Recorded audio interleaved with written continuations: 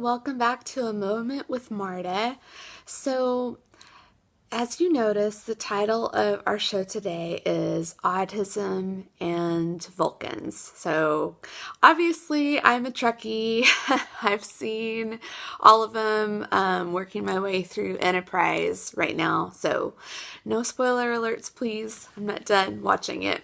But anyway, so I wanted to talk about the misnomer that people with autism don't experience emotions in the same way that we do, or are unfeeling.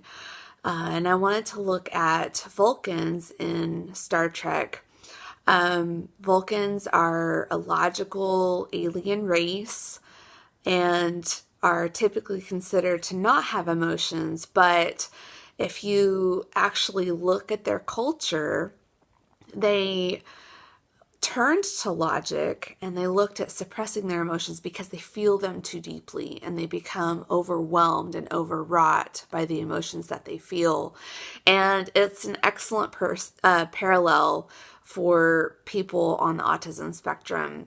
I know my children themselves are incredibly affected by their emotions. My son is incredibly empathetic and can feel other people's emotions and is often affected by it.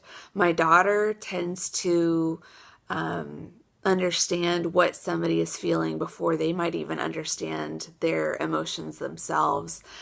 So it's obviously misleading and something that I want to dispel.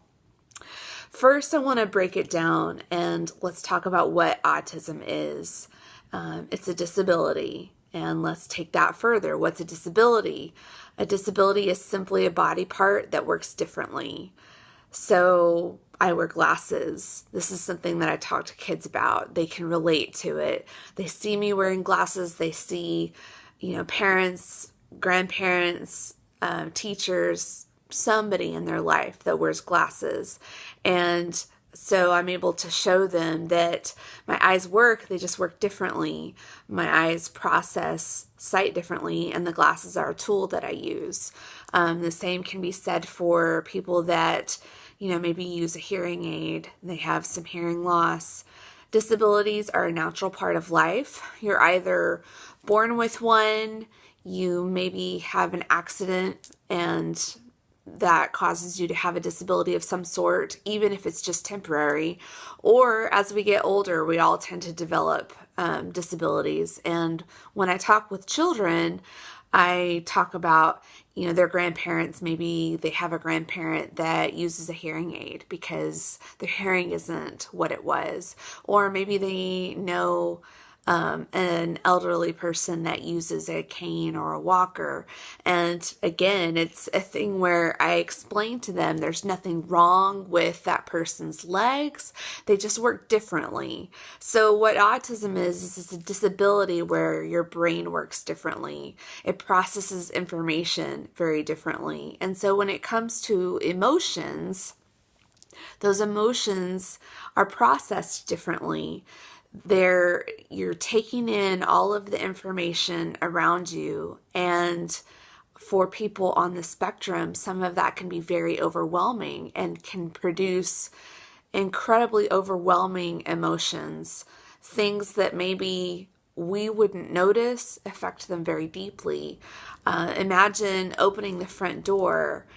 Opening the front door is just a mundane thing. We do it every single day when we leave our house to go to work or to take the kids to school or to go run errands. But for a person on the spectrum, opening the door, they never know what to expect. It could be sunny, it could be cloudy, it could be windy, there could be a bee buzzing by or a butterfly, there could be a package, there could be the postman delivering mail.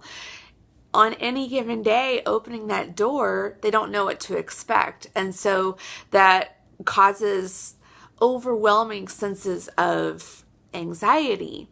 There might be overwhelming amounts of empathy if somebody is experiencing pain.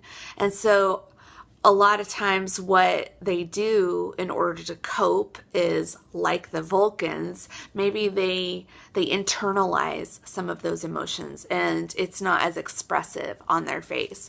Or it might be a thing where it's completely overwhelming and they just come unglued. I know that I struggle with that. When I walk into a situation where I feel very overwhelmed, I can come close or even have a panic attack.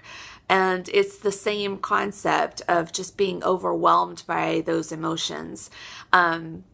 Very like Vulcans, they cope by turning to logic. Vulcans also have a hard time understanding slang, colloquial language, jokes, sarcasm. Those are things that they have to learn, and it's the same with our children and individuals on the spectrum. There are times where people on the spectrum, wherever they fall, might struggle to recognize some of those social cues, some of those emotions that other people are displaying. They might struggle with understanding jokes or sarcasm. And so it's how their brain is processing the information that they're receiving. So at the end of the day, what I hope to convey is parents and individuals with autism, here are some ways that you can maybe explain what a disability is, what autism is, maybe what your child and or you are experiencing. These are simple ways to explain it to the community and community members. I'm hoping that as I explain some of these things, it'll bring more awareness and more understanding. And bottom line, just be gracious and be kind. You never know what somebody is experiencing until you walk in their shoes. And you can always choose to be kind. John 13:34 says, "A new commandment I give you, love one another as I have loved you." So you must love one another.